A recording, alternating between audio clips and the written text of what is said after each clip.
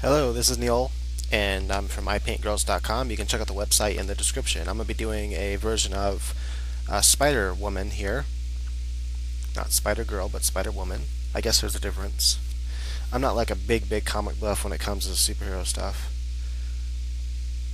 But, what I recommend trying is to start with some sort of base. That is, start with the primitive shapes and then build from that. And I think you'll see that it's much easier to make sure you have the proportions and everything the way you want it, because it's very quick to draw the primitive shapes, where it's time consuming if you're to try to just draw straight out, from nothing on the page. And try both of them. That is, first try just drawing straight out on the page, and then try, and especially from your mind, draw straight out from the page without any sort of primitive shapes beforehand. And then try again, but start with the primitive shapes and keep erasing and redrawing them until you get the proportions, everything that looks right. Step away from the drawing, look away from the drawing, come back, look at it again, and then after you have that down, then come and add the details, the anatomy and the suit and everything, whoever it is that you're drawing. In this case, Spider-Woman. And I think you'll notice a difference between the two drawings, that one is far more accurate than the other, and actually, one takes less time than the other.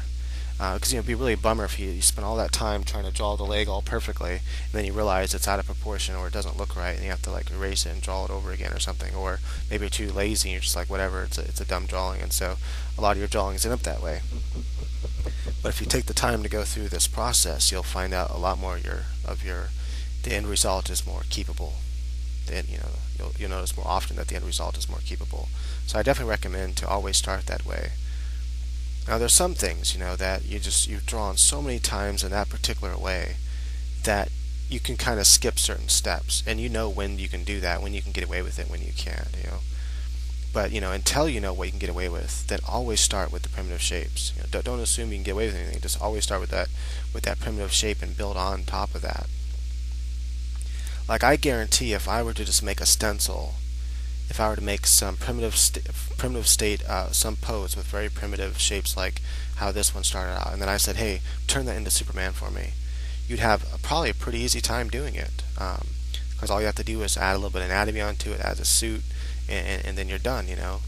All the thinking's already pretty much done for you. So that's the hardest part, actually, is that primitive state part. So it might seem simplistic, and you might think like, I remember when I was younger, when I would skip that part, and I never wanted to learn how to do it, how to draw that primitive shapes, primitive gestures, and sub-gesture drawings and whatnot.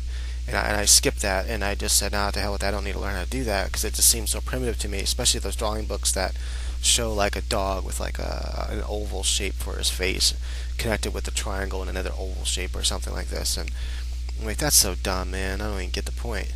But I wish I wouldn't have thought that. I wish I would have taken the time to learn that, because to be able to draw that way is the most difficult part of drawing. It's not the easiest part of drawing. It is the most difficult part of drawing. If you can get that primitive pose down, with those primitive shapes, and it looks right, the perspective and everything looks correct, you have accomplished the most difficult part. In fact, if I were just to hire an artist, for example, to draw my entire web pages out, or not my web pages, my comic pages out, where everyone was there, but in their primitive forms. That is like how she started out. No eyes, no mouth, or anything like that. Just the lines where the eyes would be and stuff like that, and very primitive shapes for the legs, ovals connected together and stuff like that. But all the perspective was right. It was spot on. The panels looked good. The angles looked good. Everything was good, but it was all in its primitive state.